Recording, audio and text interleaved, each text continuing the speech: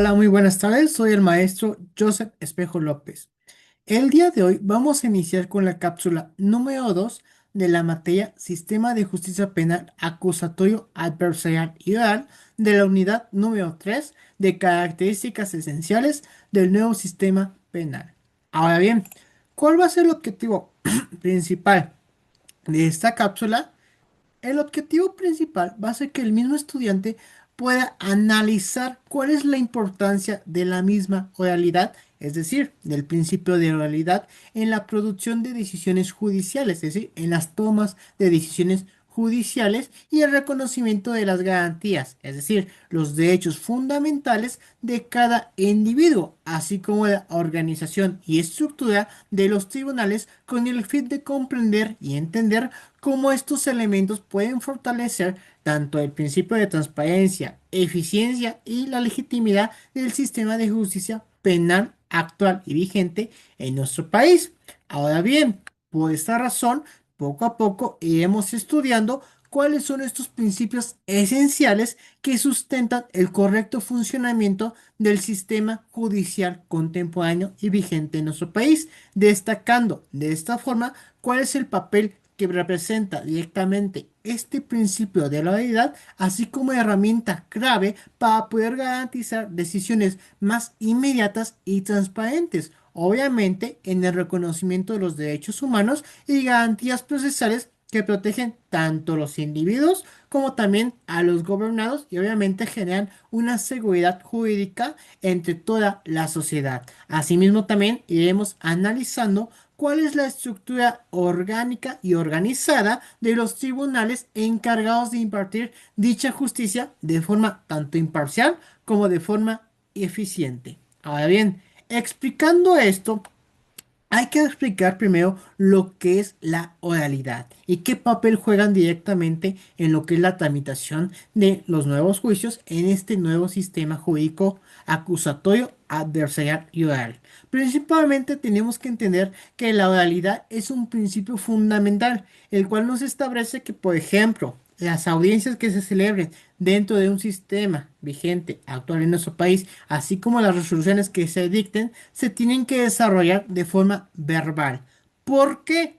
Porque de esta forma podemos garantizar lo que es el principio de concentración, continuidad y obviamente en mediación. Es decir, hacemos que el procedimiento sea más rápido, menos burocrático y más eficiente. Y de igual forma también podemos respetar la interacción directa entre las partes, es decir, entre la víctima, el imputado y el órgano jurisdiccional, para poder dictar sentencias con más estricto apego a derecho y a derechos humanos, obviamente garantizando que el órgano jurisdiccional pueda conocer directamente los hechos, las pruebas y los argumentos de ambas partes, de esta forma respetando el principio de concentración.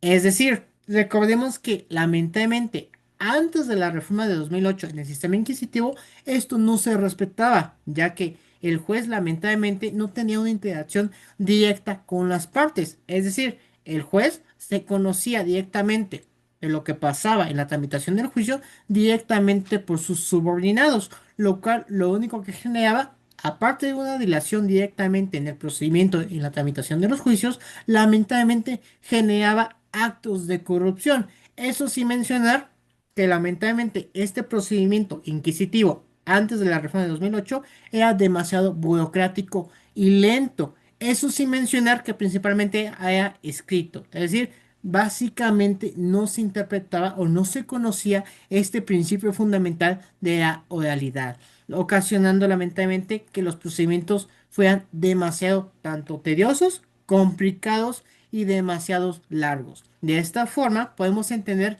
que este principio de oralidad fue fundamental para poder generar lo que es un procedimiento tanto más transparente como también más eficiente. Es decir, de esta forma disminuimos lo que es la burocracia innecesaria, los escritos innecesarios y hacemos que el procedimiento sea más rápido. Eso sin mencionar que también garantizamos que tanto el juez como el Ministerio Público, la defensa, la víctima y el imputado, todos puedan interactuar, obviamente, con las medidas necesarias para garantizar la integridad de cada uno. Es decir, de esta forma evitamos cualquier tipo de acto de corrupción y garantizamos lo que es el principio de inmediación o inmediatez. Es decir, de esta forma generamos una mayor celeridad procesal y decisiones judiciales más rápidas. ¿Por qué? Porque al final del día, todas las partes que integran el procedimiento en materia penal van a estar interactuando. Por lo tanto, es más rápido y más eficiente la tramitación de un juicio o este procedimiento. Es decir, favoreciendo en todo momento que, por ejemplo, tanto la víctima como el imputado puedan estar en igualdad de condiciones para poder ofrecer sus pruebas pertinentes, obviamente con el objetivo de cada uno poder acreditar lo que es su teoría del caso y defender tanto a la víctima como al imputado. Es decir, obviamente de esta forma y en consecuencia garantizamos que el defensor público o privado pueda generar una defensa tanto técnica y adecuada. Todo gracias a este principio fundamental de la oralidad. Ahora bien, de igual forma también, aparte de que es esencial este principio de la oralidad, también es innovador y fundamental mencionar que gracias a este nuevo sistema que trajo la reforma de 2008, se empezaron a garantizar los derechos fundamentales de cada persona contemplados en nuestra máxima legislación, es decir, en la Constitución Política de los Estados Unidos Mexicanos en su parte dogmática, desde el artículo primero constitucional hasta el artículo 29 constitucional. Es decir, de esta forma podemos asegurarnos que se respeten los derechos humanos tanto de la víctima como del imputado. Pero no solamente eso, podemos generar una certeza jurídica. ¿Por qué? Porque se va a garantizar lo que es el respeto al derecho del debido proceso. Artículo 14 constitucional. Y de forma también que la misma autoridad esté obligada a respetar dicha legislación en todo momento. Es decir, básicamente, los principales derechos procesales que vamos a encontrar, por ejemplo, en materia penal, va a ser el derecho, artículo 20 constitucional, de la presunción de inocencia en favor del imputado. Es decir, es inocente hasta que se demuestre totalmente lo contrario por medio de cómo, a través de una sentencia ya sea condenatoria o absolutoria. Y no solamente eso, algo también muy interesante y fundamental que garantiza una certeza jurídica es que está totalmente prohibido en nuestra Constitución cualquier tipo de acto, tanto de tortura o en su caso, que atente contra la dignidad humana. Es decir, recordemos que lamentablemente en el sistema inquisitivo, al momento en que se quería obtener posiblemente alguna testimonial o confesional, recurrían a prácticas sumamente violatorias a derechos humanos, es decir, a tortura para poder adquirir esa confesional. Sin embargo, actualmente la misma legislación nos establece en este nuevo sistema penal acusatorio, adversarial y oral que si, por ejemplo, alguna de las partes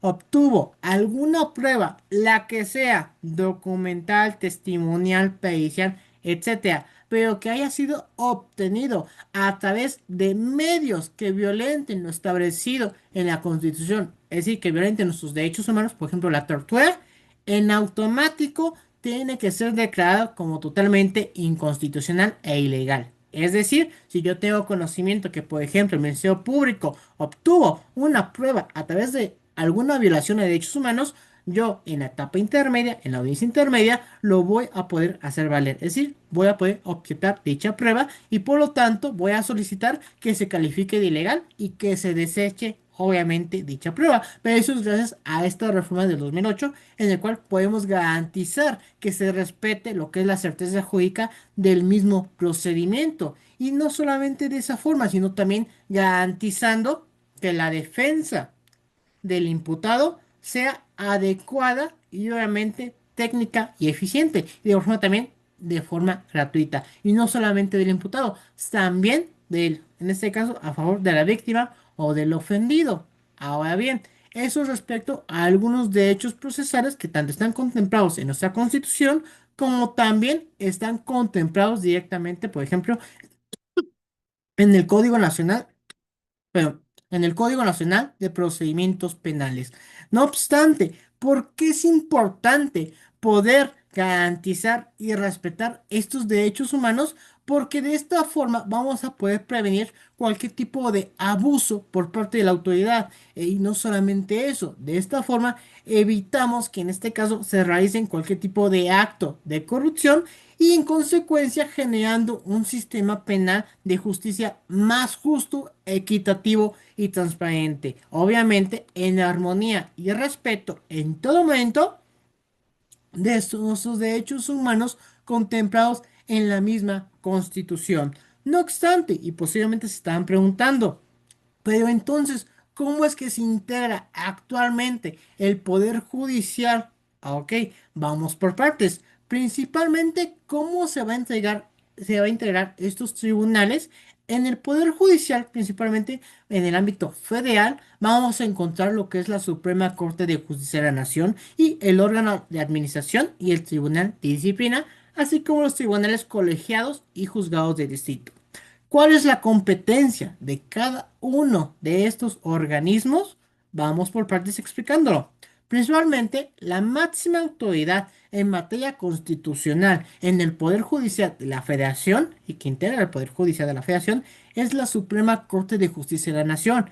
Esta Suprema Corte, su finalidad principal es asegurar en todo momento que cualquier tipo de legislación secundaria que emane de la misma Constitución o cualquier tipo de hecho en concreto sea acorde a la Constitución. Es decir, su facultad es vigilar el principio de supremacía constitucional. Es decir, absolutamente nada puede estar por encima de la Constitución. Y de forma también, la Suprema Corte de Justicia de la Nación va a poder emitir jurisprudencia. La jurisprudencia básicamente es el criterio que va a emitir la Suprema Corte al momento que analiza un caso en concreto. Es decir, un supuesto que posiblemente no está contemplado en la misma legislación, lo analiza directamente la Suprema Corte de Justicia de la Nación y va a establecer la forma en la cual tenemos que interpretar ese asunto en concreto. Pero no solamente vamos a encontrar lo que es la Suprema Corte de Justicia de la Nación, también vamos a encontrar el órgano de administración y el Tribunal de Disciplina, anteriormente conocido, antes de las nuevas reformas al Poder Judicial, como el Consejo de la Judicatura. Sin embargo, ya cambió. Actualmente se conoce el órgano de administración y el tribunal de disciplina. Básicamente van a ser aquellos que van a velar que en este caso todos los servidores públicos que integran al Poder Judicial de la Federación, por ejemplo, realicen un adecuado uso de sus funciones. Y por último, tenemos los tribunales colegiados de circuito y los juzgados de distrito. Los tribunales colegiados de circuito van a ser aquellos que, por ejemplo, en materia de amparo, van a recibir los que son los amparos directos. Los amparos directos van a ser en contra de cualquier tipo de sentencia, laudo o resolución que ponga fin a un juicio, mientras que los juzgados de distrito van a ser conocedores del amparo indirecto, es decir, cualquier tipo de acto o omisión que violente nuestros derechos humanos contemplados en la Constitución. Por lo tanto, podemos decir que tanto los tribunales colegiados de circuito como juzgados de distrito van a conocer en materia de amparo. ¿Y qué es un amparo? Posiblemente se pregunten. El amparo va a ser aquel mecanismo de control de constitucionalidad que vamos a manejar nosotros como excelencia, ya sea como ciudadano, gobernado o como abogado, y que vamos a promover ya sea en contra de cualquier tipo de abuso por parte de la autoridad, acto o omisión que lamentablemente nos perjudique directamente en la afectación de nuestros derechos humanos. De esta forma vamos a tener la alternativa de promover ya sea un amparo directo o un amparo indirecto sin ningún tipo de problema. De esta forma podemos garantizar nuestros derechos humanos y de igual forma también establecer cuál va a ser la competencia de cada uno de estos tipos de instituciones o tribunales. Es decir, cuando nosotros hablemos del Tribunal Colegiado de Circuito y el Juzgado de Distrito, perfecto, me estoy refiriendo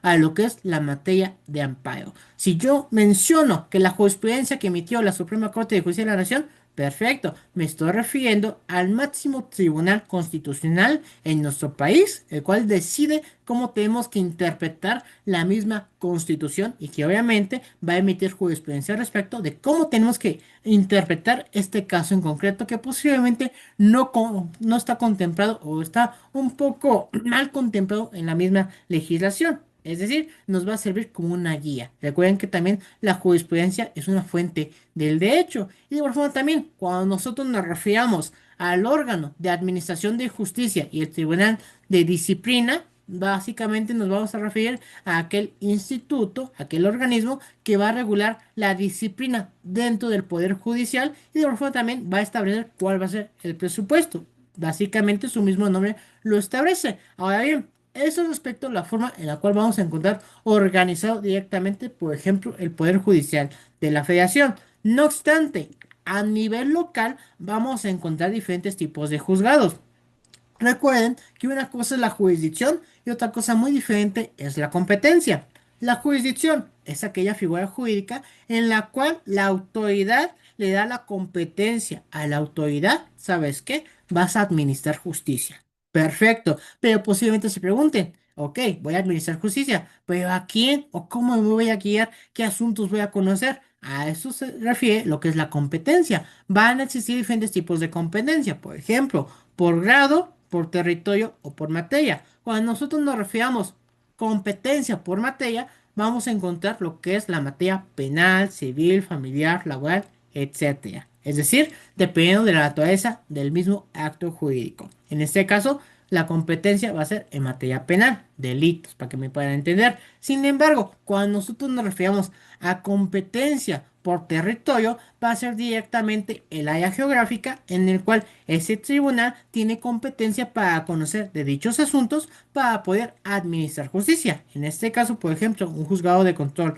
o un tribunal de enjuiciamiento para que pueda conocer de hechos en concreto respecto, por ejemplo, de un municipio o un distrito judicial. Y por último, la competencia por grado. Vamos a tener principalmente la competencia por primer grado y segundo grado. Primera instancia y segunda instancia. Regularmente, por ejemplo, un juicio ordinario en materia penal, el que se inicia va a ser de primera instancia. No obstante, cuando nosotros decidimos promover algún recurso de impugnación, ya sea de revocación o apelación en materia penal, vamos a conocer en segunda instancia el tribunal de alzada, el cual va a resolver, en este caso, por ejemplo, el recurso de apelación, ya sea confirme directamente esa sentencia de primera instancia que dictó el tribunal de enjuiciamiento o simplemente le dé la razón, ya sea al imputado o directamente a la víctima. Y por último, la tercera instancia, ya cuando promovemos directamente el amparo, pero como ya vimos, el amparo va a ser conocedor directamente tanto el juzgado de distrito como el tribunal colegiado de circuito.